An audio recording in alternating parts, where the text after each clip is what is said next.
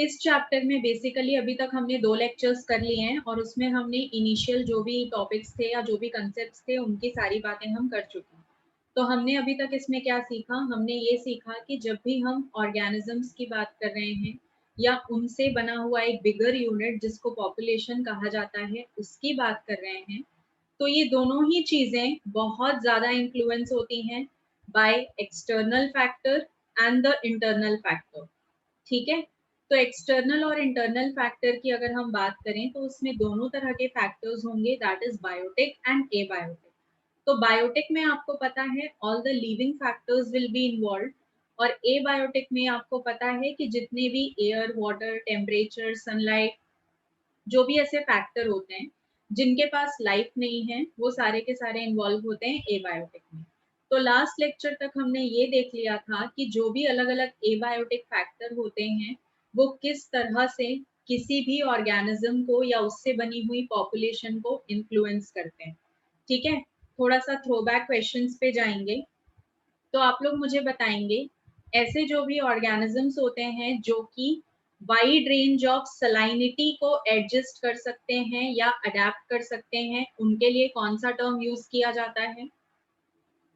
The term used for all those organisms that can adapt to a wide range of salinity, बहुत ज्यादा नमकीन conditions, अलग अलग तरह की ज्यादा या कम में वो एडजस्ट कर सकते हैं, तो उन ऑर्गेनिजम्स के लिए कौन सा टर्म यूज किया गया था? What was the term used? कौन सा टर्म वहां पे यूज किया गया था? बताइए, एनीवन? ठीक है, वहां पे हमने जो 2 टर्म्स यूज किए थे that was euryhaline and stenohaline. I guess आप लोगों ने उसको पढ़ा नहीं है, एक बार जाके प्रीवियस लेक्चर्स के नोट्स को रिकॉल करो। तो this will be a gist of today's class कि आज हम लोग क्या क्या सीखने वाले हैं। तो आज हम लोग सीखने वाले हैं कि लिविंग ऑर्गेनिजम्स का जो रिस्पॉन्स होगा एबायोटिक फैक्टर्स को, वो कैसे दिया जाएगा। अभी तक आपने ये देखा था कि एबायोटिक फैक्टर लिविंग ऑर्गेनिज्म के ऊपर क्या इफेक्ट डालता है। अब आपको बहुत अच्छे से पता है कि for every action there is an equal and opposite reaction. तो जब भी स्टिमुलस दिया जाएगा, लिविंग ऑर्गेनिज्म के ऊपर कोई इन्फ्लुएंस किया जाएगा एबायोटिक फैक्टर का, तो लिविंग ऑर्गेनिज्म उसका जवाब देगा या उसको रिस्पॉन्ड करेगा। तो हमें वो देखना है कि कोई भी लिविंग ऑर्गेनिज्म एबायोटिक फैक्टर को रिस्पॉन्ड कैसे करता है, जवाब कैसे देता है उसके इफेक्ट का। तो उसमें हम सीखेंगे अलग अलग मेथड्स, जिसमें एक होगा regulation, then we will move on to conformation, migration and suspension, ये सब चीजें होंगी। और उसके बाद हम बात करेंगे अडेप्टेशंस की। से सपोज किसी भी लिविंग ऑर्गेनिज्म के पास किसी एबायोटिक फैक्टर से दूर भागने का कोई तरीका नहीं है, तब उसे अडेप्टेशन फॉलो करना पड़ता है। तो ये कुछ तरीके होंगे जो आज की क्लास में हम लोग बात करेंगे, जिनके बारे में और इनका डिटेल सीखेंगे। तो first will be response. Response कैसे दिया जाएगा एबायोटिक फैक्टर को? तो सबसे अच्छा रिस्पॉन्स होता है होम्योस्टैसिस मेंटेन करना। What is the meaning of homeostasis? What is the meaning of homeostasis? Homeostasis word आपने क्लास 11th में लिविंग वर्ल्ड के चैप्टर में सुना होगा, क्लास 10th में भी इनफैक्ट आपने ये वर्ड सुना होगा। तो what is the meaning of homeostasis? जल्दी बताइए, what is the meaning of homeostasis? अब जो रिटन डेफिनेशन होती है आपको उसके अकॉर्डिंग आंसर नहीं करना है, आपको एक बेसिक सेंस में आंसर देना है। What is the meaning of homeostasis?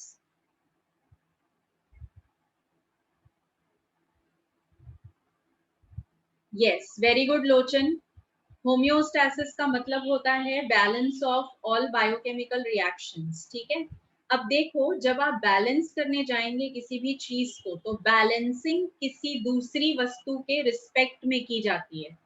मैं आपको एक रियलिस्टिक एग्जांपल देती हूँ। से सपोज आप किसी सब्जी वाले से सब्जी खरीद रहे हैं, तो वो आपको सब्जी तौल कर देता है, तो वो जो वे करता है वेजिटेबल्स को, तो वो कैसे वे करता है कि ये 1 किलो है या 2 किलो है?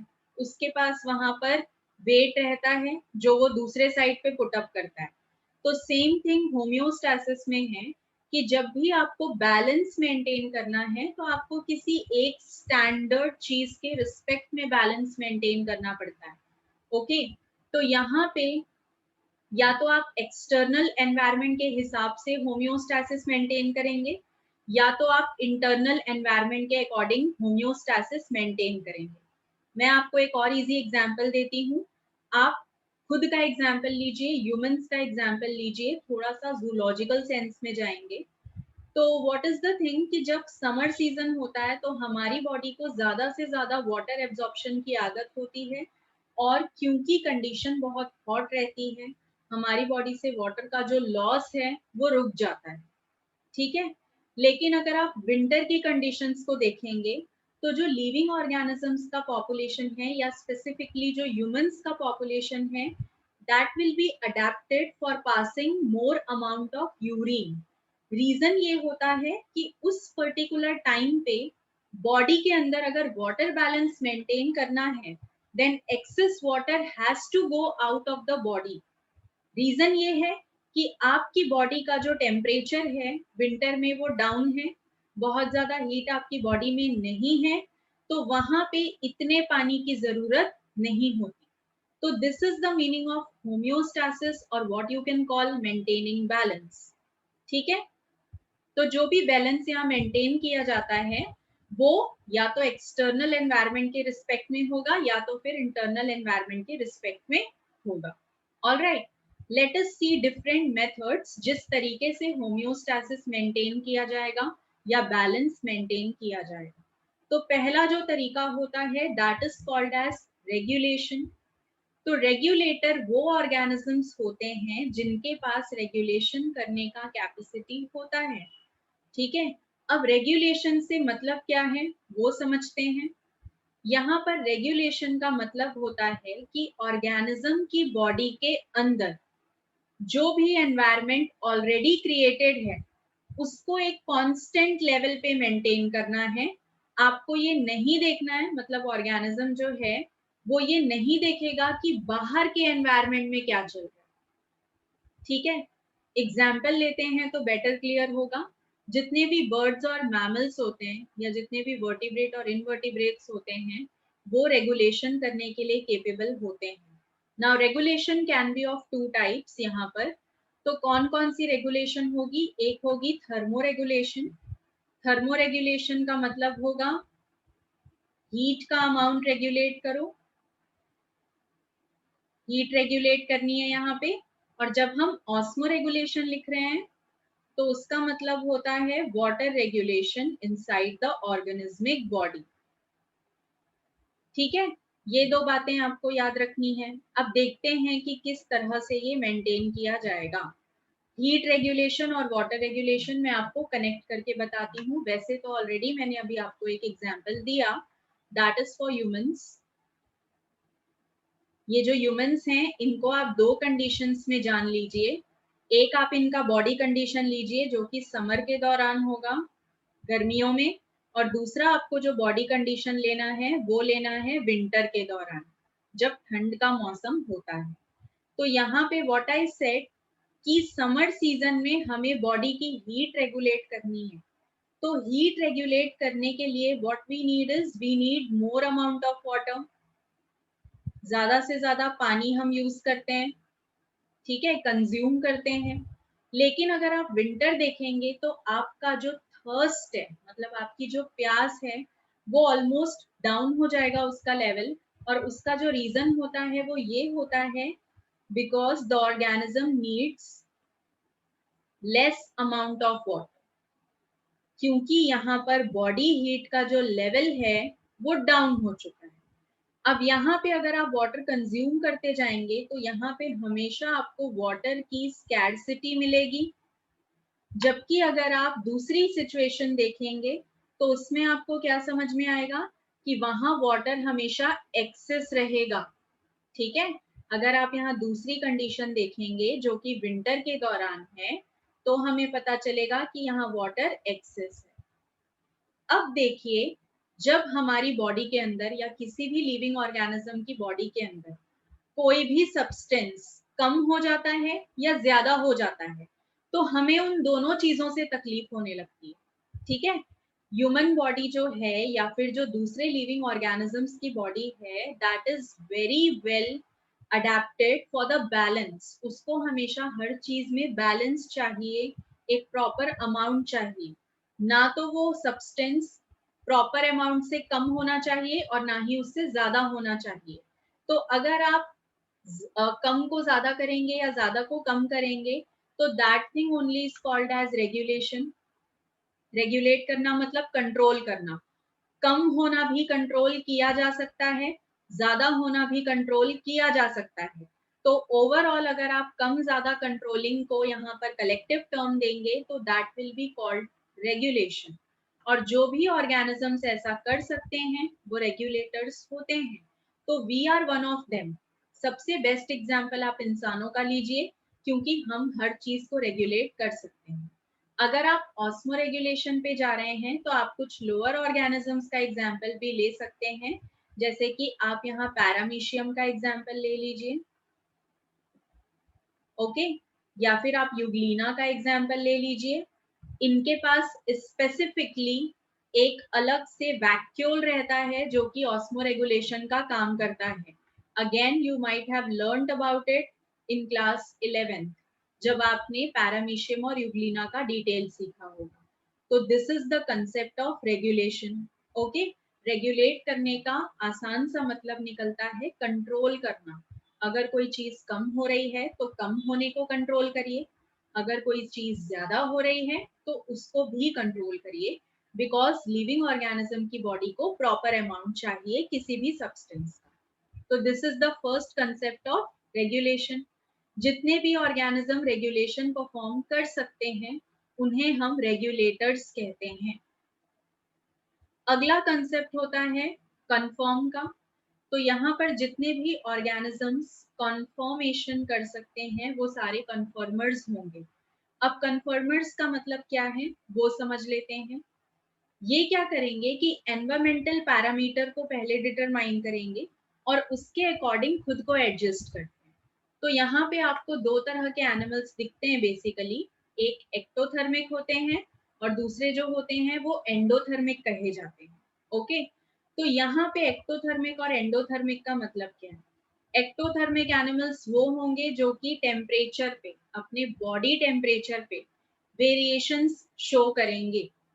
अब ये अपना बॉडी टेम्परेचर बार बार क्यों बदल सकते हैं, क्योंकि इनका जो बाहर का एनवायरनमेंट है, बाहर का जो एटमॉस्फेयर है, वहां पे टेम्परेचर बार बार चेंज हो रहा है। तो ये भी अपनी बॉडी के अंदर से वाइड रेंज ऑफ टेम्परेचर को शो कर सकते हैं, ठीक है। अब इस कैटेगरी में ज्यादा से ज्यादा जानवर ही आते हैं, ओके। लगभग सारे प्लांट्स भी आते हैं, बट कुछ ऐसे प्लांट्स होते हैं, मतलब सारे ही समझ लो, सारे में से मैक्सिमम ऐसे प्लांट्स हैं जो कांस्टेंट इंटरनल एनवायरनमेंट मेंटेन कर ही नहीं पाते। तो अगर वो कांस्टेंसी नहीं रख पा रहे हैं इसका मतलब वेरिएबिलिटी शो कर रहे हैं। तो अगर वो बार बार चेंज करेंगे अपना बॉडी टेम्परेचर, बार बार चेंज करेंगे अमाउंट ऑफ बॉडी हीट, तो ऑटोमेटिकली वो यहाँ पर आ जाएंगे कॉन्फॉर्म की कैटेगरी, ठीक है। तो ये ऐसे ऑर्गेनिजम्स होंगे जो कि वेरिएशंस शो कर सकते हैं। Now let us move to the next phenomenon. अगला है माइग्रेट। अब माइग्रेट करना मतलब अगर मैं आपको सीधी सी साफ सी भाषा में बोलूं, ये सबसे आसान काम होता है ऑर्गेनिज्म के लिए, बट हाँ इसमें मेहनत बहुत लगती है। तो इसको हम क्या कह सकते हैं, इसको हम कह सकते हैं जगह बदलना। वो अपना हैबिटेट चेंज कर लेते हैं, जिस जगह वो रहते थे वहां से निकल के वो कहीं और चले जाते हैं, and this thing is called as migration, change of natural habitat और taking a transfer from their natural habitat, उस चीज को कहा जाता है माइग्रेशन, ओके। जब ऑर्गेनिज्म को ऐसा लगता है कि किसी भी एनवायरनमेंट के टेम्परेचर के साथ, किसी भी एनवायरनमेंट के लाइट के साथ जो भी उसके हैबिटेट में चेंज हो रहा है वो उसके साथ एडजस्ट नहीं हो पा रहा है, ठीक है।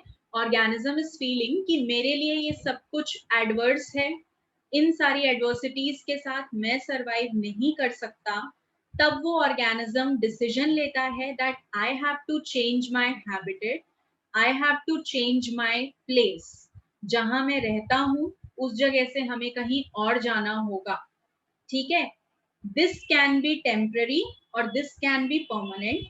माइग्रेशन दोनों तरह का हो सकता है, बट ज्यादातर माइग्रेशन जो है वो टेम्पररी होता है, क्योंकि कोई भी ऑर्गेनिज्म अपने घर से दूर, मतलब जो उसका नेचुरल हैबिटेट है, वहां से दूर वो ज्यादा दिन तक नहीं रह सकता।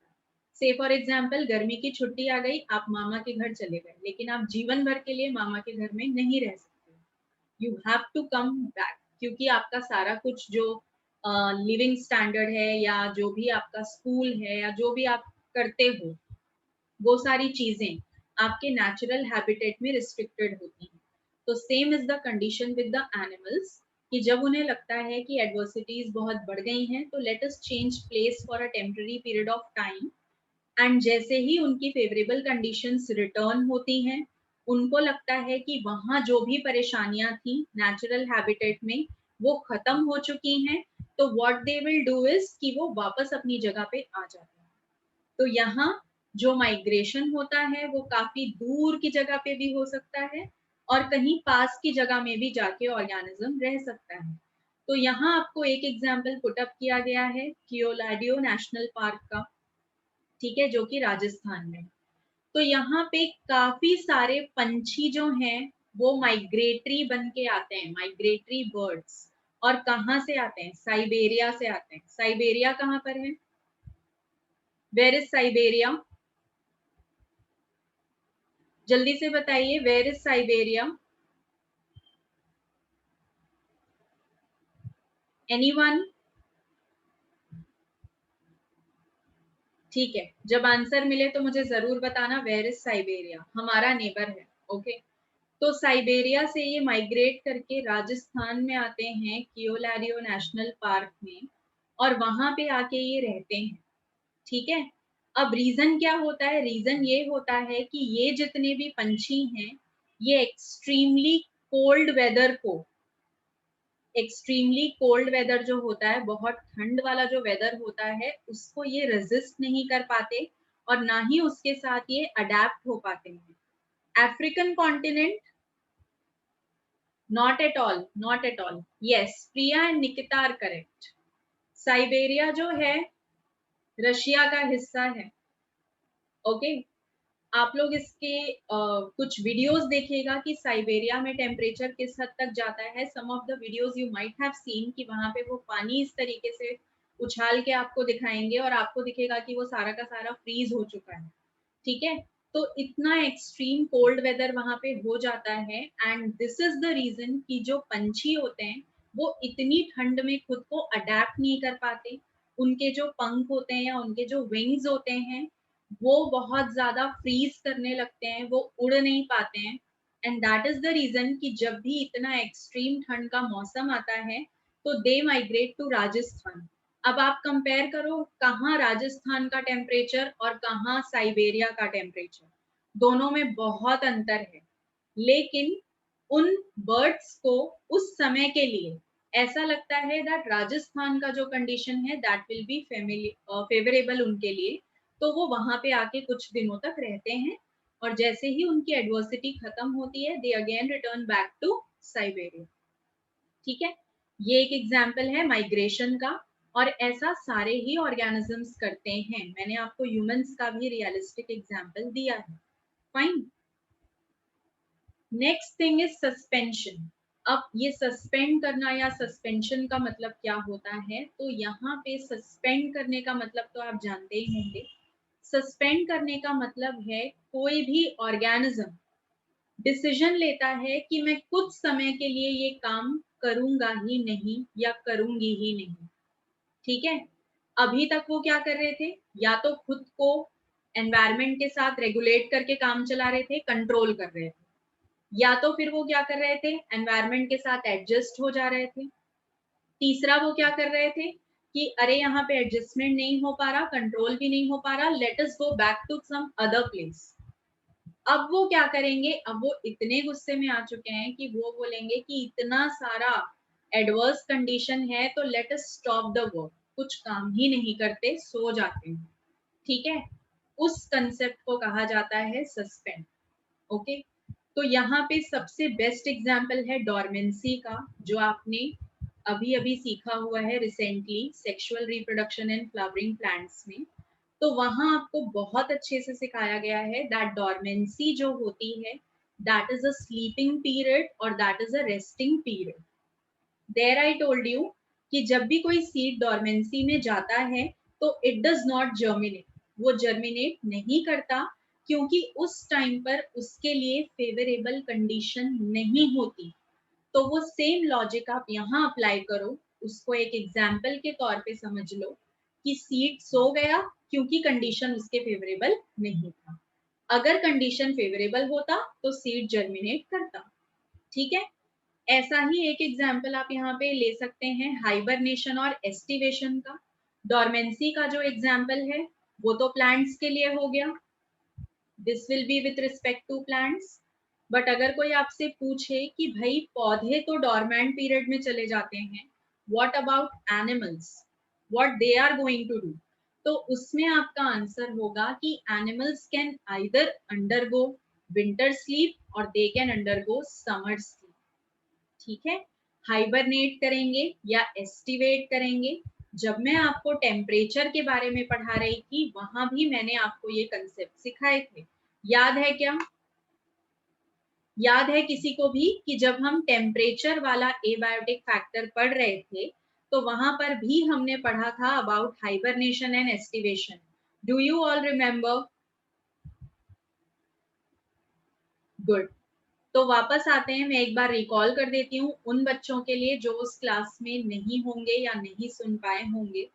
तो हाइबरनेशन का मतलब है many of the animals escape cold weather, ठंडी से प्रॉब्लम हो जाती है तो वो क्या करते हैं, ठंड के समय पे सो जाते हैं। एस्टिवेशन का मतलब है some of the animals have problem with the heat, उनको बहुत ज्यादा गर्मी से प्रॉब्लम होती है, समर की जो ड्राइनेस होती है उससे तकलीफ होती है। तो इन सारी तकलीफों से दूर भागने के लिए दे अंडरगो समर स्लीप। तो विंटर में अगर कोई एनिमल स्लीपिंग पीरियड में जाता है तो वो हाइबरनेट कर रहा है, एस्टिवेशन में जाता है तो वो क्या कर रहा है, एस्टिवेट कर रहा है या समर स्लीप ले रहा है। अब मैं आपको बता दूं कि ये सोने कैसे जाते हैं या इसको हम स्लीपिंग पीरियड क्यों कह रहे हैं। स्लीपिंग पीरियड का मतलब ये नहीं है कि वो सो जाएंगे और जब तक मौसम चलेगा 4 महीने 6 महीने तब तक वो जानवर सोता ही रहेगा। Is it like this? Sleeping का मतलब यहाँ पर ये है क्या? बिल्कुल नहीं। ठीक है, स्लीपिंग का मतलब ये बिल्कुल नहीं है। यहाँ पर स्लीपिंग का मतलब है they are not doing any physiological activity, ये मीनिंग है। ऐसा नहीं है कि जो भालू है वो हाइबरनेट करने गया और वो सो गया, it is not like that. It is going to become inactive, आपको बहुत ज्यादा एक्टिविटी उसकी दिखाई नहीं देगी, घूमता फिरता आपको नजर नहीं आएगा, शिकार करता नजर नहीं आएगा। रीजन ये है कि अनफेवरेबल कंडीशन चल रही है। ठीक है, तो ऐसा मत सोच लेना कि वो सो गया। एक और तरीका होता है सस्पेंशन का और वो होता है डायापॉज। तो डायापॉज कौन सा पीरियड होता है? इस पर्टिकुलर पीरियड में इनएक्टिविटी के साथ साथ ग्रोथ और डेवलपमेंट का सीजेशन हो जाता है। ग्रोथ और डेवलपमेंट का सीजेशन मतलब ना ग्रोथ होगी ऑर्गेनिज्म की, ना ही उसका डेवलपमेंट होगा। ठीक है, और उसकी मेटाबॉलिक एक्टिविटी भी ऑलमोस्ट निल हो जाएगी या डाउन हो जाएगी। क्लियर? तो देखो अभी तक क्या हो रहा था, ऑर्गेनिज्म इनएक्टिव पीरियड में जा रहा था, वी वर ओके। अब तो उसकी ग्रोथ और डेवलपमेंट भी रुक गई और उसके साथ साथ उसका मेटाबॉलिक एक्टिविटी भी निल हो चुका, लगभग डाउन हो चुका, उसको हम कहते हैं डायापॉज। तो any one of you is having any problem in understanding what is regulation, what is conformation, what is suspension and what is migration? किसी को कोई भी प्रॉब्लम है समझने में? अगर आपको कोई भी डाउट है तो आप अपने डाउट्स क्लियर कर सकते हैं, पूछ लीजिए। Anyone is having any doubt?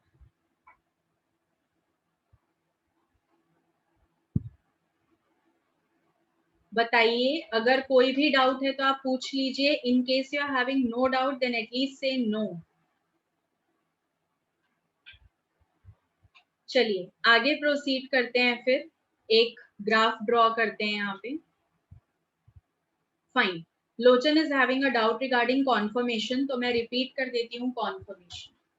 Conformation का मतलब ये होता है लोचन कि जो भी ऑर्गेनिज्म की बॉडी है उसको बाहर के एनवायरनमेंट के साथ एडजस्ट करते जाइए. रेगुलेशन में तो हम कंट्रोल कर रहे थे एक्टिविटी को. अगर कम हो रही थी तो उसको ज्यादा करके बैलेंस कर रहे थे, ज्यादा हो रही थी तो कम करके बैलेंस कर रहे थे. कॉन्फर्मेशन में आपको बैलेंसिंग कम करनी है, आपको एडजस्ट हो जाना है उसके अकॉर्डिंग. ठीक है. जैसे कि मालूम है किसी ऑर्गेनिज्म को कि एनवायरनमेंट में बहुत ज्यादा पानी नहीं है, तो what the organism is going to do कि चलो ठीक है, खुद की बॉडी का टेम्परेचर डाउन कर लिया जाए ताकि मुझे ज्यादा पानी की जरूरत ही ना पड़े. अब आपको समझ में आया लोचन? Is it clear? एक ग्राफ हमें यहाँ पे देखना है, और वो जो ग्राफ है वो इंटरनल और एक्सटर्नल एनवायरनमेंट के इफेक्ट पे बेस्ड होगा. उसके पहले Lochan, did you get the point what I told you?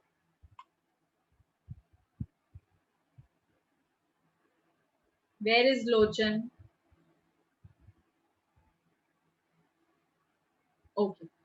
Now let us come to the graph. तो अगर इस ग्राफ को हम ड्रॉ करेंगे बच्चों, तो आपको भी पता है कि इस ग्राफ में ये वाली जो एक्सिस होगी दैट विल बी एक्स, ये जो एक्सिस होगी वाई, और ये आपका ओरिजिन होता है. तो नीचे एक्स एक्सिस पे हमें लेना है एक्सटर्नल फैक्टर्स. जितने भी एक्सटर्नल फैक्टर्स होते हैं उनको कंसिडर करेंगे जो बॉडी के बाहर से ऑर्गेनिज्म को इन्फ्लुएंस करते हैं. और जो वाई एक्सिस है उसमें let us take internal factors, जो कि किसी भी ऑर्गेनिज्म की बॉडी को अंदर से इन्फ्लुएंस करेंगे या अंदर से होम्योस्टैसिस मेंटेन करेंगे. तो यहाँ पे अगर आप ग्राफ देखोगे किसका, रेगुलेटर्स का और कन्फर्मर्स का, तो कैसा तरीके का ग्राफ होगा? Do you all know that? एक ग्राफ बिल्कुल सीधा जाएगा, ठीक है, और एक ग्राफ यहाँ पर इस तरीके से आता है, कुछ बीच में से स्टार्ट होता है. तो यहाँ पे देखिए कन्फर्मर्स का मैंने आपको क्या बताया. कन्फर्मर्स का मतलब ये है कि let us adjust according to the factor that is changing. तो यहाँ देखो, सपोज ये इतना चेंज हुआ तो एक्सटर्नल फैक्टर और इंटरनल फैक्टर बैलेंस हो गए, क्योंकि जिस तरीके से इंटरनल में चेंज हुआ वही चेंज आप एक्सटर्नल में भी देखोगे, एडजस्ट हो गया. लेकिन अगर आप यहाँ पे रेगुलेशन का ग्राफ देखेंगे तो रेगुलेशन का ग्राफ जो है वो एक पॉइंट से स्टार्ट हो रहा है, ओरिजिन से स्टार्ट नहीं हो रहा है. रीजन मैं आपको ये बता दूं कि रेगुलेशन जो है वो शुरू से नहीं हो सकता ना बच्चों, क्योंकि जब भी कोई एक्टिविटी शुरू होगी तब हमें कैसे समझ में आएगा कि वो सब्सटेंस ज्यादा हो गया या कम हो गया. तो there will be a particular point, say suppose यहाँ पे हम इसे ए कह रहे हैं, तो एक पॉइंट तक हमें पहुंचना है और उसके बाद हमें पता चलेगा कि टेम्परेचर बढ़ गया या घट गया, वाटर का अमाउंट बढ़ गया या घट गया, और अब हम उसको कैसे रेगुलेट करें. दैट इज द रीजन कि रेगुलेशन का जो ग्राफ है वो ओरिजिन से स्टार्ट नहीं हो रहा है. तो आपको ये ग्राफ बिल्कुल बाय हार्ट नहीं करना है, बट हाँ, you should know the logic कि ये ग्राफ ऐसा क्यों है, क्योंकि कोई भी आपसे ये क्वेश्चन पुट अप कर सकता है कि ये वाली लाइन ओरिजिन से शुरू क्यों नहीं हुई. ठीक है, याद रखिएगा इस चीज को. कन्फर्मर्स क्या कर रहे हैं? बैलेंस कर रहे हैं, एडजस्ट हो रहे हैं ना. तो जो जो चेंज आप एक्सटर्नली देखोगे, से सपोज एक्सटर्नल एनवायरनमेंट में यहाँ पर कोई चेंज आया, तो जितना चेंज यहाँ होगा उतना ही चेंज आप तुरंत इंटरनल एनवायरनमेंट में देख लेंगे. दैट इज द रीजन कि ये ग्राफ एक स्ट्रेट लाइन है. तो ये वाला जो ग्राफ है ये आपकी किताब में दिया हुआ है, आप एक बार इसको ऑब्जर्व कर सकते हैं. इन केस अगर समझ में नहीं आता है, डू आस्क मी अगेन. अब हम क्लास के नेक्स्ट टॉपिक पे आ जाते हैं जिसका नाम है adaptations. What is the meaning of adaptation? अगर आपको अडेप्टेशन डिफाइन करना है तो आप एक सिंगल वर्ड में कैसे डिफाइन करेंगे अडेप्टेशन को? I am giving you 1 minute time, think of it. आपको अडेप्टेशन डिफाइन करना है तो how are you going to और define adaptation in one single word, या आप कैसे डिस्क्राइब करोगे एक वर्ड यूज करके कि ये अडेप्टेशन का मतलब होता है, बताइए फास्ट।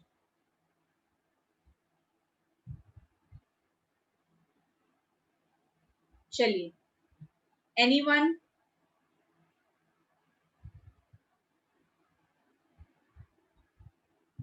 नहीं लोचन, थोड़ा सा आपको चेंज करना है बेटा आंसर को। चलिए मैं बताती हूँ।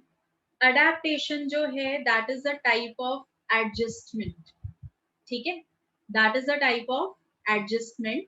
और इसका मतलब ये है कि वही कंडीशन कि हमें पता है कि हम एडवर्सिटी एनवायरमेंट की दूर नहीं कर सकते। यस, वेरी गुड निकिता, ये भी बिल्कुल करेक्ट है।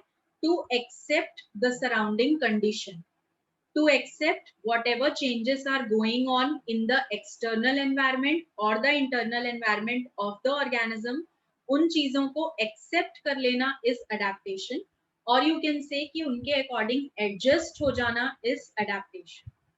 तो यहाँ पे प्लांट्स और एनिमल्स जो हैं ये काफी सारी स्पेशल कैरेक्टर्स ऑक्यूपाई करते हैं ताकि वो चेंजिंग एनवायरमेंटल कंडीशन के साथ जी सकें, और जब वो उन चेंजिंग कंडीशंस के साथ जिए तो उन्हें तकलीफ भी ना हो। तो उनकी बॉडी में कुछ कुछ स्पेशल फीचर्स आ जाते हैं और उन्हीं को हम अडेप्टिव फीचर्स कहते हैं या अडेप्टेशंस कहते हैं, ठीक है। Now these adaptations can be temporary और परमानेंट। मैं आपको ये भी बता दूं कि जो टेम्पररी अडेप्टेशंस होती हैं इनको हम शॉर्ट टर्म अडेप्टेशंस भी कहते हैं, शॉर्ट टर्म अडेप्टेशंस, ठीक है। और जो भी यहाँ पर परमानेंट अडेप्टेशंस होती हैं उनको हम लॉन्ग टर्म अडेप्टेशंस भी कह सकते हैं, ओके।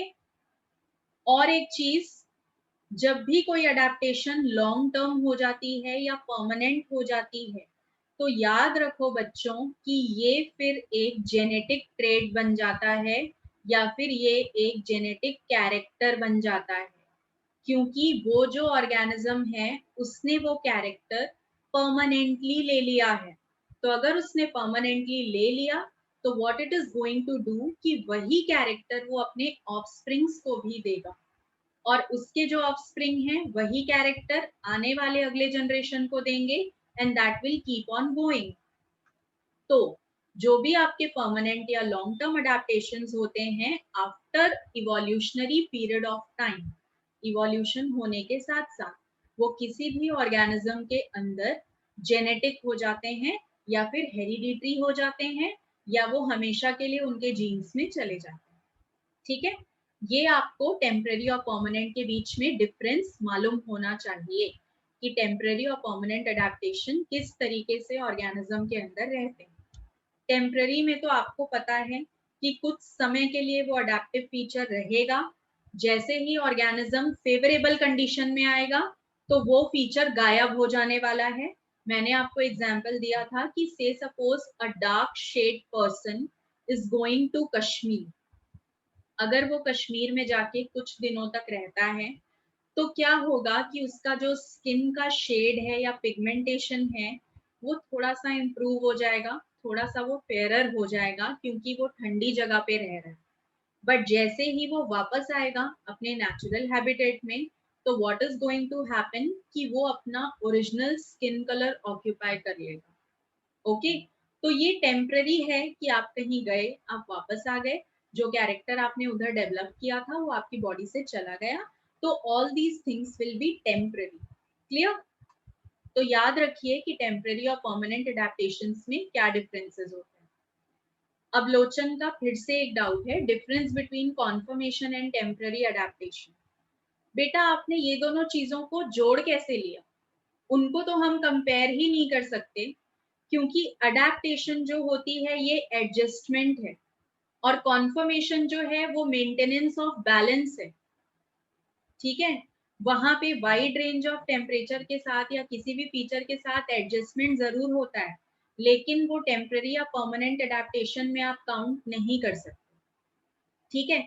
आप ये जरूर बोल सकते हो कि जब भी टेम्पररी अडेप्टेशन होती है तो वहां कॉन्फर्मेशन भी होगा ही होगा, क्योंकि अगर आप एडजस्ट कर रहे हो, आप किसी भी चीज के साथ रहने की कोशिश कर रहे हो, तो वो कंसेप्ट ऑफ कॉन्फर्मेशन है, ये आप कह सकते हो, लेकिन आप दोनों को कंपेयर नहीं कर सकते। Is it clear Lochan?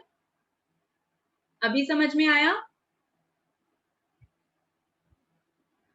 Okay, now let us come to plant and animal के कुछ अडेप्टिव फीचर्स की बात करते हैं कि वो कौन कौन से एनवायरनमेंट में किस किस तरीके से खुद को अडेप्ट करते हैं। ठीक है, तो यहाँ पे पहले हम प्लांट्स की बात करेंगे कि ये जो पेड़ पौधे होते हैं, इनके अंदर क्या क्या चेंजेस हो सकते हैं। तो सबसे पहले ऐसे प्लांट्स की बात होगी जो कि अडेप्टेड हैं पानी में जीने के लिए, उनको हम हाइड्रोफाइट्स कहते हैं या एक्वेटिक प्लांट्स कहते हैं। जो भी ऐसे पौधे होते हैं जो कि ड्राइनेस में रहने के लिए बने हुए हैं, जहाँ पे पानी कम से कम हो, ऐसी कंडीशन में रहते हैं वो, उनको हम जीरोफाइट्स कहते हैं। और लास्ट में हमारे लैंड प्लांट्स आते हैं जो कि कॉस्मोपॉलिटन होते हैं, नॉर्मली किसी भी एनवायरनमेंट में रह सकते हैं, उनको हम मीजोफाइट्स कहते हैं। तो क्या ये तीनों टर्म्स आपको क्लियर हैं? What are hydrophytes, what are xerophytes and what are mesophytes? Land plants जो होते हैं वो मीजो कहलाते हैं, पानी में रहने वाले हाइड्रो, और ड्राई कंडीशंस में रहने वाले जीरोफिटिक। ठीक है, अब इनका डिटेल्ड अडेप्टिव फीचर्स तो हम देखेंगे, उसके पहले आप लोगों से पूछा जाए, ठीक है, कुछ चीजें मैं आपसे पूछती हूँ। अगर आपसे ये पूछा जाए कि हाइड्रोफाइट्स जो होते हैं, उनका कोई भी एक अडेप्टिव फीचर बताइए, तो आप लोग को मुझे आंसर करना है any one adaptive feature of the hydrophytes. आप सोचो कि कोई पौधा है जो कि पानी में रह रहा है, तो पानी में रहने के लिए उसके पास कौन कौन सी चीजें होनी चाहिए, क्या क्या अडेप्टेशन होनी चाहिए? इन द सेम मैनर जैसे हमने पॉलिनेशन में पढ़ा था कि भाई किसी फ्लावर में विंड पॉलिनेशन हो रहा है, तो उसका जो पॉलन है वो हल्का फुल्का रहना चाहिए ताकि वो हवा में उड़ जाए।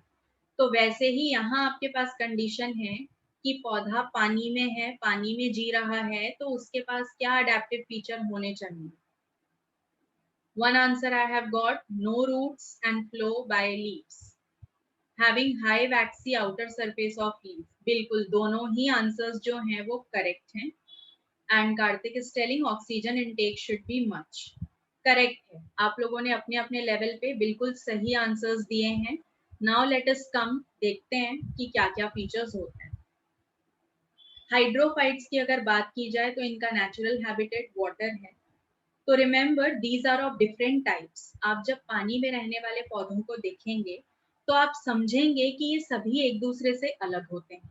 ओके, सभी एक दूसरे से अलग होते हैं। वेरी गुड लोचन, उनके पास ब्योयंसी होनी चाहिए। आ रहे हैं ये सारे आंसर्स जो आपने दिए, हम ये सारे पॉइंट्स पे अभी आ रहे हैं। सबसे पहले फ्री फ्लोटिंग की बात करेंगे। अब ये आंसर प्रिया ने दिया था कि उनके पास रूट्स जो होते हैं वो नहीं रहते।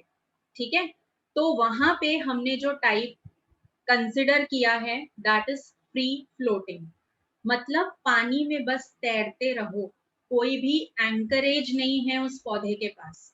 ठीक है, यूजुअली जड़ें जो होती हैं वो पौधे को एंकरेज देती हैं, सबस्ट्रेटम से अटैच्ड रखती हैं, लेकिन यहाँ जड़ नहीं है, सिर्फ वो तैरता रहेगा पानी के सरफेस पे, तो उनको हम फ्री फ्लोटिंग प्लांट्स कहेंगे।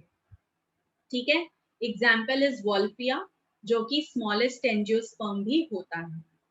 पिस्टिया भी इसका एग्जाम्पल है, जिसको हम वाटर कैबेज कहते हैं। डकवीड इसका एग्जाम्पल है, आइकॉर्निया भी इसका एग्जाम्पल है, which is basically called as sorrow of Bengal. क्या आपको पता है आइकॉर्निया को सॉरो ऑफ बंगाल क्यों कहा जाता है? वाटर हायासिंथ, जिसको हिंदी में कहा जाता है जलकुंभी, why it is called as sorrow of Bengal? Although it is a native from South America, वहां से ये हमारी कंट्री में आया है। ठीक है, ऑस्ट्रेलिया में पहले गया, फिर वहां से इंडिया में आ गया। तो ये जो वाटर हाइसिंथ है, why it is called as sorrow of Bengal, अभी आप सबका होमवर्क है, you have to find out why Eichhornia is called as sorrow of Bengal. ये सारे कुछ पौधे हैं जो कि फ्री फ्लोटिंग होते हैं। दूसरे जो होते हैं वो कैटेगरी होती है सस्पेंडेड हाइड्रोफाइट्स की। सस्पेंडेड हाइड्रोफाइट्स का मतलब है ये अंडर वाटर रहेंगे पर इनके पास रूट नहीं होगी, मडिंग भी जरूरत नहीं पड़ेगी, ठीक है, उनको हम कहते हैं suspended. Okay, I have got a answer. Bengal का कुछ दुखी इंसिडेंट हुआ होगा उस फ्लावर के साथ। हाँ हाँ, वेरी गुड कार्तिक, आपने सही समझा है। थोड़ा सा आपको अपना आंसर मॉडिफाई करना है। देखिए ऑब्वियसली सौरो कहा है तो उसने बंगाल वालों को कुछ दुख दिया होगा। अब यहाँ पर कोई बंगाली है क्या? एनी बंगाली? कोई बंगाली है? कोई नहीं होगा, इट्स हार्ड टू फाइंड। तो देखो, बंगाल के लोगों को इससे दुख पहुंचा था, लेकिन आपको वही फाइंड आउट करना है दैट व्हाई इट इज दुख का कारण। ये दुख का कारण क्यों बना, यही आपको ढूंढना है। यस, वेरी गुड अनुष्का, एकदम करेक्ट आंसर है। लिसन, वाटर हायसिंथ जो होता है ना, ये पानी के पूरे सरफेस को कवर कर लेता है। जलकुंभी जो होती है, इसका फीचर होता है कि अगर एक भी पानी में पहुंच गई तो ये पानी के पूरे सरफेस पे फैल जाती है। अब क्या होगा कि जब पानी के पूरे सरफेस पे वाटर हायासिंथ लगा है तो जो भी ऑक्सीजन अंदर जाना था वो ऑक्सीजन पानी में ना जाकर वाटर हायासिंथ को मिल रहा है। सही बात है। तो जैसे ही वो ऑक्सीजन वाटर हायासिंथ को मिलेगा, ठीक है, तो वाटर हायासिंथ को मिलते ही water hyacinth is going to use that oxygen. वो ऑक्सीजन पानी में नहीं घुलेगा, एक्वेटिक ऑर्गेनिजम्स तक नहीं पहुंचेगा। तो what is going to happen कि नीचे के जो भी ऑर्गेनिजम्स हैं जलकुंभी के सरफेस के नीचे, वो सारी मछलियां, वो सारे मगरमच्छ या जो भी पानी के अंदर रह रहे हैं, उनकी बायोलॉजिकल ऑक्सीजन डिमांड बढ़ जाएगी। यस और नो?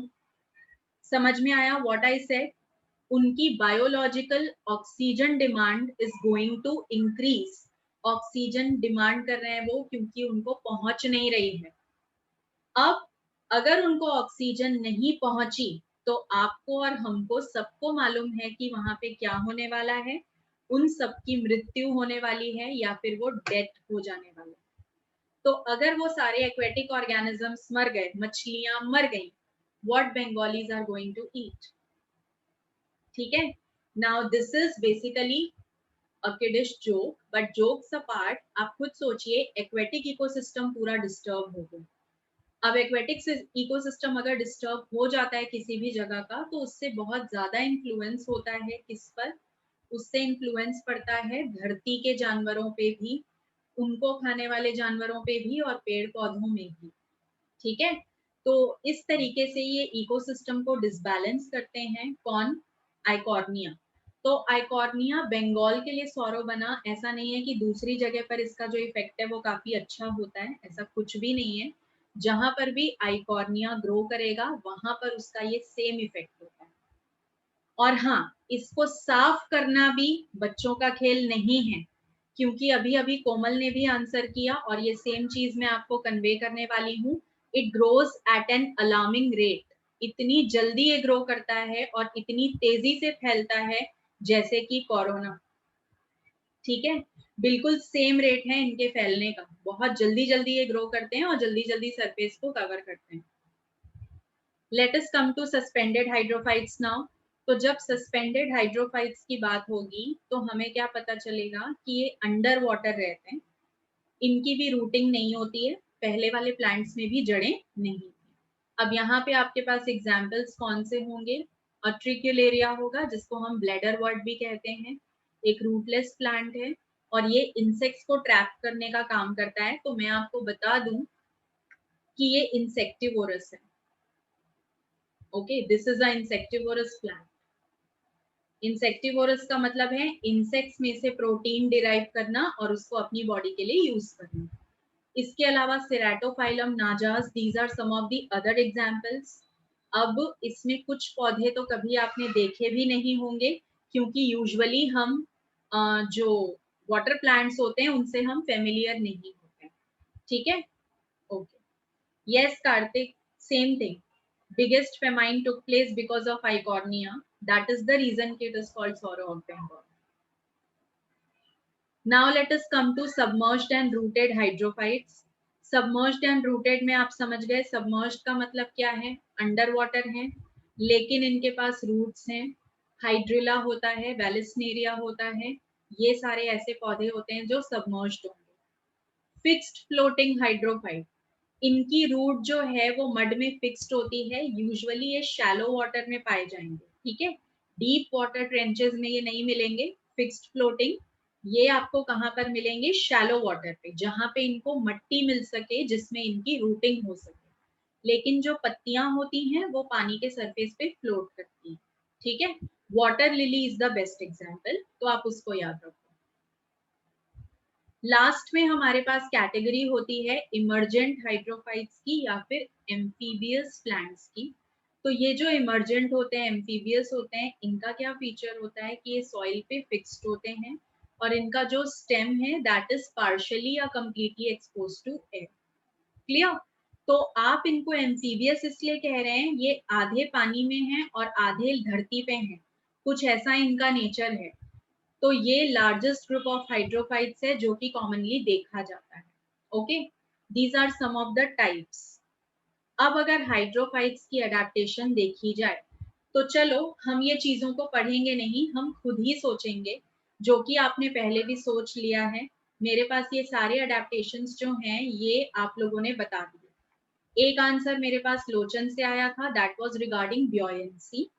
तो buoyancy का मतलब होता है it is a type of force which helps any substance, which helps any object to float on the surface of water। ठीक है, बचपने में आपने बहुत पढ़ा होगा कि इतनी सी जो सुई होती है उसको अगर आप पानी में डालेंगे वो डूब जाती है। देन हाउ डज इतना बड़ा शिप जो होता है या जहाज होता है वो पानी पे तैर पाता है? तो उसका जो आपका आंसर होता है दैट इज buoyant फोर्स या buoyancy। तो यहाँ पे भी जो प्लांट्स आप देख रहे हो, अगर वो पानी के सरफेस पे फ्लोट कर रहे हैं then it is a must कि उनके पास ब्योयंसी होनी चाहिए। ओके, अब ये ब्योयंसी होती है बिकॉज ऑफ एरेनकाइमा टिश्यू। अब मैं आपको याद दिला दूं, थोड़ा सा 11वीं कक्षा में पीछे जाओ कि ये एरेनकाइमा क्या होता है। Aerenchyma is actually modification of parenchyma, ठीक है। पैरेनकाइमेटस टिश्यू जो होता है उसका मॉडिफिकेशन होता है ये एरेनकाइमा। कैसे बनाएंगे हम इसको? आप यहाँ पर पैरेनकाइमा सेल्स के बीच में एयर स्पेस क्रिएट कर दो लाइक दिस। इंटरसेल्यूलर गैप जो है वो बढ़ जाना चाहिए, ये देखिए इंटरसेल्यूलर गैप जो है वो बढ़ गया। तो जैसे ही आपको पता चलेगा कि इंटरसेल्यूलर गैप ज्यादा हो गया है तो आपको बहुत अच्छे से पता है कि वो पर्टिकुलर जगह जो खाली है वहां पर एयर आ जाएगी। ये एयर आ चुकी है यहाँ। तो अगर कहीं पर भी एयर का इन्वॉल्वमेंट होने लगा है तो automatically that object is going to become lighter, ताकि वो ब्योयंसी क्रिएट कर सके और वहां पे फोर्स लग सके और वो फ्लोट कर सके, ठीक है। तो this will be the first adaptation जो किसी भी हाइड्रोफाइट में होनी चाहिए। सेकेंड अडेप्टेशन कि जो भी ऑक्सीजन फोटोसिंथेसिस के दौरान रिलीज किया जाता है ये प्लांट उसको स्टोर कर लेगा और अपने रेस्पिरेशन के लिए इस्तेमाल करेगा। हायर प्लांट्स में क्या होता है, अगर आप हायर प्लांट्स को देखोगे तो आपको पता चलेगा कि ऑक्सीजन जो बाहर जाती है वो तो हम यूज करते हैं, हायर प्लांट यूज नहीं करता। यहाँ पे ये लोग इस ऑक्सीजन को खुद स्टोर कर लेते हैं और खुद ही यूज करते हैं। क्लियर? इसके अलावा इनका क्लोरेनकाइमा वेल डेवलप्ड होता है। Now what is chlorenchyma? अब ये क्वेश्चन आ गया। Again chlorenchyma is modification of parenchyma, ठीक है। क्लोरेनकाइमा भी पैरेनकाइमा का मॉडिफिकेशन है। अब आप कहेंगे कि मैम इसमें ऐसा क्या मॉडिफाई हुआ पैरेनकाइमा के अंदर? तो इसमें मैं आपको बता दूं कि इसमें काफी सारे क्लोरोप्लास्ट आ जाते हैं और काफी सारा क्लोरोफिल आ जाता है, तो जिससे कि ये फोटोसिंथेसिस करने के लिए केपेबल हो जाते हैं। और अगर ये ऐसा फंक्शन कर सकते हैं तो इन्हें हम क्लोरेनकाइमा कहते हैं। ओके, इसके अलावा रूट को छोड़कर किसी भी हाइड्रोफाइट का पूरा बॉडी पार्टिसिपेट करता है फोटोसिंथेसिस के अंदर। एक एक्सेप्शन है जो कि ट्रापा है, ट्रापा में रूट्स भी फोटोसिंथेटिक होती है। तो ये सारी बातों से आपको क्लियर होगा कि हाइड्रोफाइट्स कैसे होते हैं। इनके वस्कुलर टिश्यूज लेस डेवलप्ड होते हैं। वस्कुलर टिश्यूज से हमारा जो मतलब है वो जाइलम एंड फ्लोएम से है। ओके, जाइलम फ्लोएम यहाँ लेस डेवलप्ड होते हैं या पुअरली डेवलप्ड होते हैं। मैकेनिकल टिश्यूज ज्यादा होते हैं ताकि जब भी वाटर करंट आके इनको धक्का मारे तो ये उसको रेजिस्ट कर सकें, टूट ना जाए। ओके, तो these are some of the adaptive features जो आपको यहाँ पे याद करने हैं। Now let us come to next category, जिनको हम क्या कहते हैं, जिनको हम कहेंगे जीरोफाइट्स या फिर ड्राई कंडीशंस में रहने वाले प्लांट्स की बात होगी। Before that, I have a doubt. In initial phase of growth of this aquatic plant, they might have started their growth from inside water. How do they rise up as there is pressure from water? Okay, देखिए, इनके पास pressure को resist करने के लिए भी adaptive features होते हैं Kartik. Okay, अब वो कौन से अडेप्टिव फीचर्स होते हैं मैं आपको बताती हूँ किस तरीके के। जैसे यहाँ पे एक एग्जाम्पल वैलिसनेरिया का दिया गया है कि इनकी पत्तियां रिबन लाइक हो जाती हैं। और सबसे बड़ा क्वेश्चन ये है कि ये राइज अप कैसे होंगे। तो वो कंसेप्ट जो होता है वो सेम वैसा ही रहता है जैसे लैंड प्लांट सॉइल से बाहर आता है। सेम कंसेप्ट, जिस तरीके से लैंड प्लांट सॉइल से बाहर आता है सेम कंसेप्ट होता है। ठीक है, और प्लस इनकी जो ग्रोथ होती है ये इनके आजू बाजू में ही इनके पेरेंट प्लांट्स रहते हैं। तो इनके गैमेट्स जो हैं इनको बहुत दूर तक ना तो तैर के जाना होता है ना ही ये धरती तक पहुंच पाते हैं। तो जहां पर भी फ्यूजन होगा, जहां पर भी जाइगोट बनेगा, वहां पर ये राइज होना स्टार्ट हो जाता है। क्लियर? प्लस इसमें सबसे बड़ा फैक्टर ये है कि जड़ तो है ही नहीं। तो अगर रूटिंग नहीं हो रही है तो हमें कोई सबस्ट्रेटम नीडेड नहीं है, हमें सिर्फ पानी का सरफेस चाहिए। और ब्योयंसी इनके पास होती ही है तो ये हमेशा सरफेस पे ही घूमते रहते हैं। और जिस तरीके से सीड सॉइल को पेनिट्रेट करता है ये उसी तरीके से राइज करके पानी के सरफेस के बाहर आता है। क्लियर? इनकी जो सीड्स भी होंगी या इन प्लांट्स का जो गैमेट भी होगा ना वो बहुत डेप्थ में नहीं जाता, हमेशा सरफेस के आसपास ही रहता है। तो इज इट क्लियर कार्तिक? और कोई डाउट है इससे रिलेटेड? फाइन। अनुष्का का एक डाउट है, अंडर वाटर इंसेक्ट्स कैसे मिलेंगे? अंडर वाटर इंसेक्ट्स मिलते हैं, अंडर वाटर इंसेक्ट्स मिलते हैं कैसे? ये क्वेश्चन ही मुझे थोड़ा सा डाउटिंग लग रहा है। अनुष्का क्या पूछना चाहते हो आप? Okay, before that Priya, lotus flower is also of the same type ना? यस ऑब्वियसली, ठीक है, वो भी बिल्कुल सेम टाइप का है। और लोटस के लिए तो मैं आपको एक और भी एग्जांपल दूंगी। ये वाला जो पॉइंट अभी हमने डिस्कस किया है, कौन सा वाला, वस्कुलर टिश्यूज वाला, ये वाला पॉइंट देखते हैं। मैंने कहा कि वस्कुलर टिश्यूज वहां पे लेस डेवलप्ड होते हैं। तो आपने लोटस की रूट्स और स्टेम्स को देखा होगा कि लोग उसकी सब्जियां खाते हैं। ओके, लोटस की जो स्टेम होती है उसकी जो रूट्स होते हैं लोग उसको यूज करते हैं फॉर ईटिंग पर्पस। इवन उसका जो फ्लावर है साउथ में उसको भी कुछ डिशेस के अंदर यूज किया जाता है एज एन इंग्रेडिएंट। तो ये सारा कुछ फैक्टर होता है जो कि इस चीज को शो करता है कि वस्कुलर टिश्यूज वहां पे कम है, वुडी नहीं होती वो चीज। अंडर वाटर इंसेक्टिवोरस प्लांट कैसे मिलेगा? Okay, under water insectivorous plant बिल्कुल मिलेगा बेटा, क्योंकि उसका जो पत्ता है वो तो सरफेस पे रहता है। और वो जो पत्ता होता है ना वो पैकेट या बास्केट लाइक स्ट्रक्चर बनाता है और इंसेक्ट उस पे आके बैठता है। इंसेक्ट को पानी के अंदर जाने की आवश्यकता नहीं है। मुझे पता है आप ये क्वेश्चन अट्रिक्युलेरिया के रिस्पेक्ट में पूछ रहे हो अनुष्का। यस, तो अट्रिक्युलेरिया में आपके नोट्स में भी मैंने मेंशन किया है कि उनकी पत्तियां पैकेट लाइक स्ट्रक्चर्स बनाती हैं। और जब उनके एक्सपोजर में कोई भी इंसेक्ट आता है तो वो उसको ट्रैप कर लेते हैं।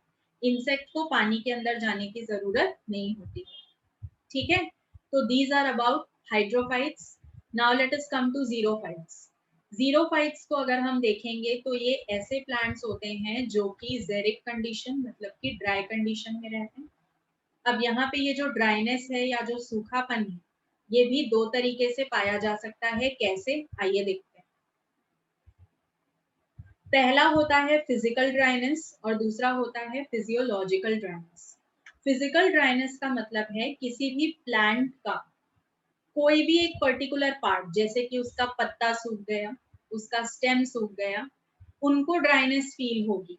ठीक है, उनको ड्राइनेस फील होगी, तब हम उसे कहते हैं फिजिकल ड्राइनेस, क्योंकि उनका जो हैबिटेट है वहीं पर पानी नहीं है। लेकिन अगर आप ये देख रहे हैं कि वाटर जो है, ऑप्टिमम वाटर, वो प्लांट हैबिटेट में हो ना हो, लेकिन जो प्लांट का बॉडी है वो उसको एब्जॉर्ब करने में जरूर परेशानी फेस कर रहा है। कहने का मतलब कि प्लांट हैबिटेट में काफी सारा पानी अगर है भी, तो भी कुछ कारणों की वजह से वो पौधा पानी नहीं ले पा रहा है। ठीक है, पानी उसके सामने है लेकिन वो उसको पी नहीं सकता। That condition denotes physiological dryness. क्योंकि जब वो पानी ट्रैप नहीं कर सकता, कंज्यूम नहीं कर सकता, तो उसकी मेटाबॉलिक एक्टिविटीज जो हैं वो यहाँ पे डाउन हो जाएंगी। ठीक है, और जब भी हम मेटाबॉलिक एक्टिविटीज के रिस्पेक्ट में बात करते हैं तो हमें पता है कि वो चीज फिजियोलॉजिकल कहलाती है। ऑलराइट, तो अलग अलग कंडीशंस यहाँ पे पॉसिबल हो सकती हैं। अब यहाँ पे आप बहुत सारे डिफरेंट टाइप्स ऑफ जीरोफाइट्स देखते हो, जैसे कि हीलियोफाइट हो गया, वीडी प्लांट हो गए। ठीक है, जीरोफाइट्स का पहले मैं अडेप्टेशन कुछ बता दूं, फिर हम इन टाइप्स पे आएंगे।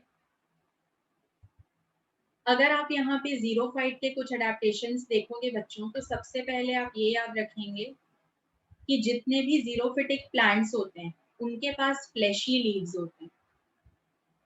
फ्लैशी लीव्स, अब ये अगेन आपने क्लास 11th में सीखा होगा, जब आपने मॉर्फोलॉजी का चैप्टर पढ़ा होगा तो वहां आपने मॉडिफिकेशन इन लीव्स पढ़ा होगा। तो जितने भी जीरोफाइट्स होते हैं उनके लीव्स फ्लैशी होते हैं। फ्लैशी होने का रीजन क्या है? They store water. क्या स्टोर करके रखते हैं? वाटर स्टोर करके रखते हैं। दूसरा अडेप्टिव फीचर, क्योंकि ये बहुत ज्यादा हीट में रहते हैं या फिर इनका जो पानी का कमी है इनके हैबिटेट में, उसको पूरा करने के लिए एक अडेप्टिव फीचर ये लेते हैं। वो ये होता है कि इनके जो स्टोमेटा होते हैं दैट ओपन ड्यूरिंग नाइट। इनका स्टोमेटा हमेशा रात के समय पर खुलता है। रीजन ये है कि अगर ये स्टोमेटा दिन में ओपन हुआ तो रेट ऑफ ट्रांसपिरेशन हाई हो जाएगा, इनकी बॉडी से बहुत सारे वाटर का लॉस हो जाएगा, जो ये बिल्कुल भी अफोर्ड नहीं कर सकते। पानी ऑलरेडी कम है, अगर और पानी उड़ गया तब तो ये सूख जाएंगे। तो दैट इज द रीजन कि ये दिन के समय पर अपना स्टोमेटा जो है वो बंद रखते हैं और इनका स्टोमेटा ओपन होता है ड्यूरिंग नाइट, जबकि बाकी सारे प्लांट्स में बिल्कुल इसका उल्टा होता है। ठीक है, तो ये एक अडेप्टिव फीचर है, दो अडेप्टिव फीचर्स जो कि काफी इंपॉर्टेंट है फॉर जीरोफिटिक प्लांट्स। अब हम बाकी की कैटेगरीज देख सकते हैं। दूसरी कैटेगरीज अगर आप देखेंगे तो कोई भी ऐसा प्लांट जो कि रोड साइड में या नेचुरल वेजिटेशन जहां नहीं किया जा रहा है वहां उग जाता है, तो उसको हम एलिटोफाइट कहते हैं। जैसे आपने देखा होगा कि आप रास्ते से जा रहे हैं तो रास्ते के अराउंड गार्डनिंग नहीं भी की गई है, तो काफी सारे छोटे छोटे पौधे आपको यहाँ वहां रैंडम पोजीशंस पे लगे हुए दिखेंगे, तो वो वीड्स होते हैं। ठीक है, और वो जो वीड्स होते हैं उनका टाइप एलिटोफाइट होता है। हीलियोफाइट प्लांट्स होते हैं जो कि मार्श प्लांट्स होते हैं, जिसको आप मैंग्रोव वेजिटेशन को सबसे बेस्ट एग्जाम्पल मान लीजिए। यहाँ पे आप एग्जाम्पल ले सकते हो किसका? आप मैंग्रोव्स का एग्जाम्पल ले सकते हो जो कि मार्शी एरिया में उगता है। इसके अलावा जियोफाइट्स होते हैं जो कि पेरिनियल प्लांट होते हैं, सॉइल सबस्ट्राटा में डीपली एम्बेडेड होते हैं। अगर आप यूजुअल वे में देखेंगे तो सारे ही प्लांट्स जियोफिटिक होते हैं, क्योंकि अधिकतर लैंड प्लांट्स जो आप देखते हो उनकी जड़ें जो होती हैं वो विद इन सॉइल ही एम्बेडेड होती हैं। क्लियर? तो almost all of them are geophytic, मतलब धरती से प्यार करने वाले प्लांट्स। क्लियर? तो these are some of the adaptive features जो कि प्लांट्स में हमें जानना है। लास्ट टॉपिक जो हमें डील करना है that is with regard to animal adaptation, कि जानवर क्या क्या चेंजेस लाते हैं अपनी बॉडी पे, अपने बॉडी के एक्टिविटीज पे, in order to adapt with the external environment. तो यहाँ पे एनिमल्स अपने प्रोटेक्शन के लिए कभी कभी चेंजेस लेके आते हैं, कभी कभी वो शिकार करने के लिए चेंजेस लेके आते हैं। ठीक है, मतलब कभी वो अगर प्रे बन रहे हैं तो बचने के लिए चेंज होगा, और अगर वो प्रिडेटर हैं तो वो शिकार करने के लिए चेंजेस लाएंगे। क्लियर? तो देखते हैं क्या क्या चेंजेस यहाँ पे होंगे। यहाँ पे फीडिंग हैबिट सबसे इंपॉर्टेंट जो आपको समझना है, that is this one, camouflage. What is the meaning of camouflage? What is the meaning of camouflage? जल्दी से बताइए, फिर मैं आपको इसका एक बहुत, कैमोफ्लेज से रिलेटेड एक बहुत ही इंटरेस्टिंग फैक्ट बताने वाली हूँ। What is the meaning of camouflage?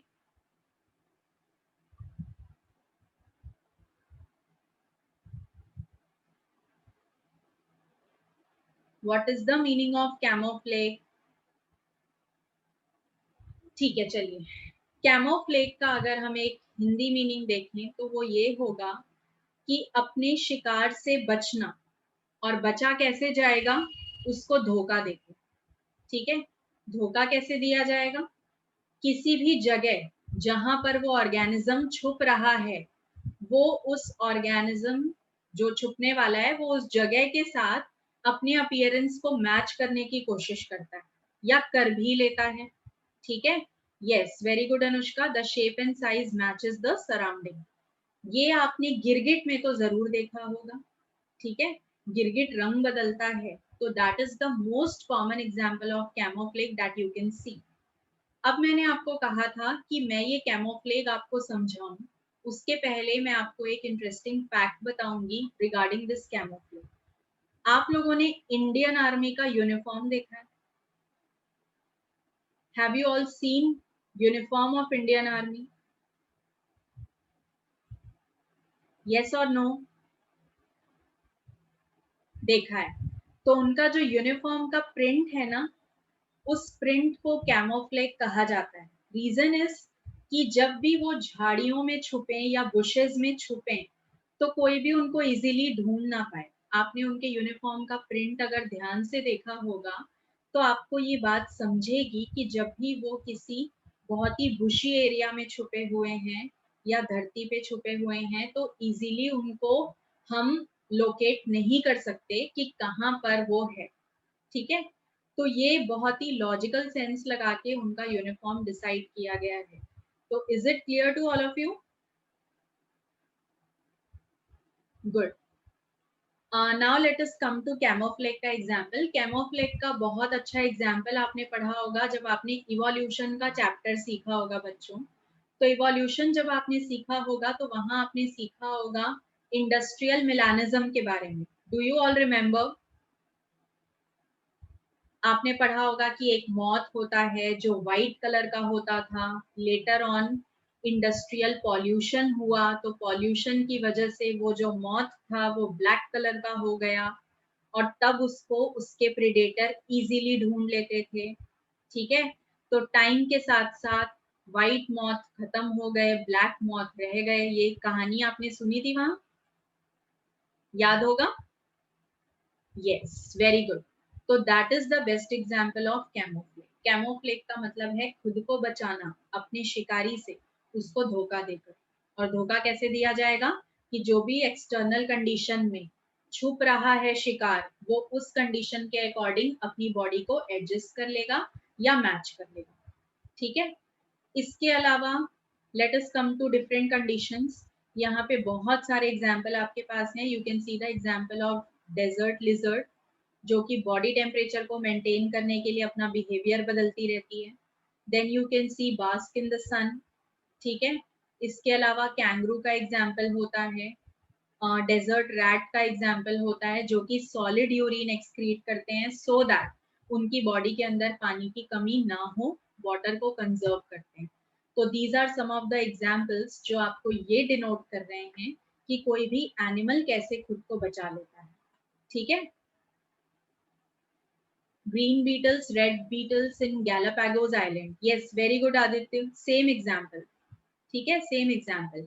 और ये चीजें ना, ये दोनों जो कंसेप्ट है, एक तो ये मॉथ वाला और ये बीटल वाला, ये आपने नेचुरल सिलेक्शन में पढ़ा होगा, याद है?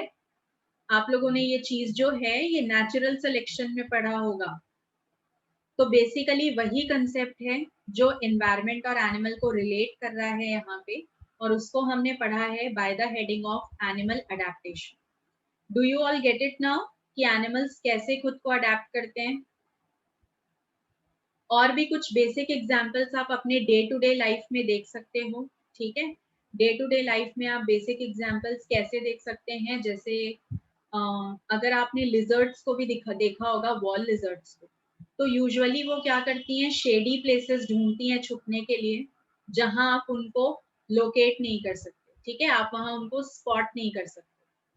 ये एक एग्जाम्पल होता है। इसके अलावा जो चूहे होते हैं आपके घर में, वो भी छुपने के लिए शेडी एरिया ही ढूंढते हैं। तो कुछ ऐसे डे टू डे एग्जाम्पल्स भी होते हैं जो आप अपने घर में ही देख सकते हो, आपको उसके लिए बहुत ज्यादा यहाँ वहां ढूंढने की जरूरत नहीं है। तो these all are the things जिससे कि कोई भी ऑर्गेनिज्म अपने एक्सटर्नल एनवायरनमेंट को रिस्पॉन्ड करता है। क्लियर? तो we are going to stop over this topic here, यहाँ पे आज स्टॉप करेंगे। अगली क्लास में हमें पॉपुलेशन एट्रीब्यूट्स पढ़ना स्टार्ट करना है। अभी तक हमने जो भी बात की that was with regard to organisms, उनके लेवल पे बात किया। अब हम जो भी टॉपिक्स डील करेंगे वो पॉपुलेशन के रिगार्ड से बात करेंगे। तो अगला जो टॉपिक होगा नेक्स्ट लेक्चर में जो बात होगी that will B regarding population attributes.